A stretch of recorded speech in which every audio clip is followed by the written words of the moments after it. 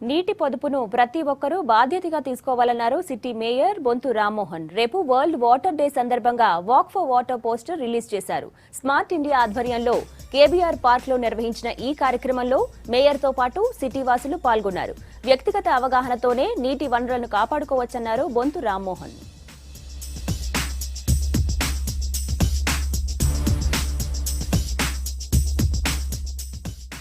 ఈరోజు ప్రపంచవ్యాప్తంగా నీరు ఇబ్బందులతో ఉంది. ఒక మనిషి ఇలా 1 లీటర్ ఇలా సేవ్ చేస్తే కూడా ఈ హైదరాబాద్ మహానగరంలో మరి రోజుకొక కోటి లీటర్ల నీళ్లు ఇవాళ సేవ్ చేయొచ్చు అనే ఒక స్లోగన్ తోటి పోతుంది.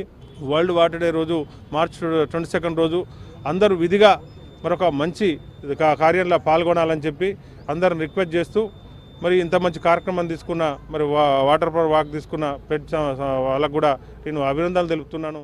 This is a very important occasion, not because we are organizing Walk for Water.